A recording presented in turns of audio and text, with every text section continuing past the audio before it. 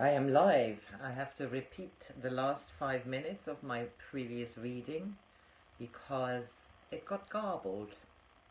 This is The Invisible Way, A Time to Love, A Time to Die, and I finish this now. Do you see what I'm getting at? It is only by changing ourselves that we can see through what we call a problem into what underlies it. The unattended situation is within ourselves. We have to look at what motivates us, at our repeated habit patterns, and why we react as we do. If we are honest with ourselves, a change can occur and we can hopefully see through the illusion of the problem. So, he said, is your mind still full of confusion? What keeps you from asking a real question? Really, all you have to do is to ask for what it is that you lack in your understanding. For what would enable you to be of more service? Or should I break an egg on your head? He laughed. I was finding myself more and more agitated. Of course I wanted to know the question, but it never occurred to me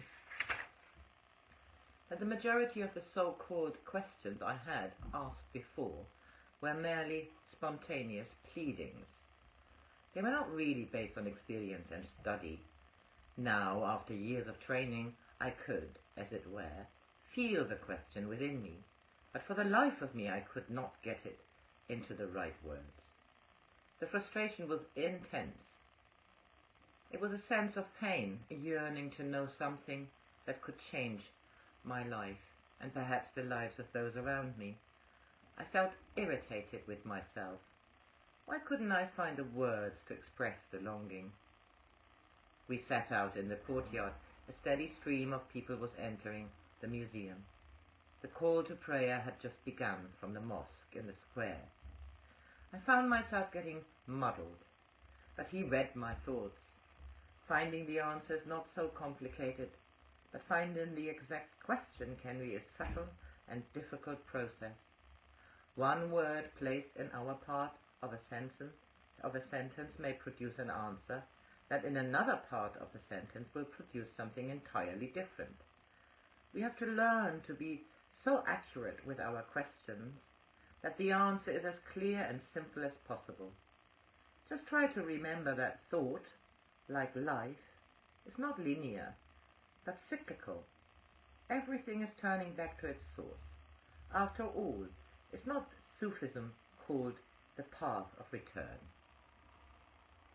What is it that you truly need just now? What would you most like to know?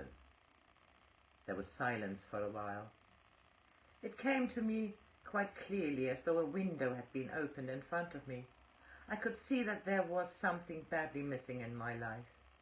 I had noticed it before, but the pain of seeing it had always meant that I would put the question to the back of my mind. I also found that I was in the grips of a very deep fear, the fear of saying the wrong thing, of making a mistake, of failing some cause that lies beyond the run of everyday life. I felt like a child. The sweat ran down my face. I could not look up. I could only trust with all of my being that very shortly something would happen to break the intensity. I simply could not go on like this, and it was perfectly obvious that he was just going to sit there, smoking, cigarette after cigarette. What is it that a child needs? What is it that brings security to the child? As the realization dawned on me, I could actually see. I found myself struggling for air. My teacher noticed it. "Keep going," he said. "You are close to the answer. Remember, I asked what it was you needed most. I know what you are ready to receive. I know that you are ready to receive the answer within, and thus be able to ask the question. Just let it come." It was so clear. I need to know I'm loved. "Good," he said gently. "Now we can proceed." So this is going to be very short. 5 minutes, in fact. It is still the 31st of March.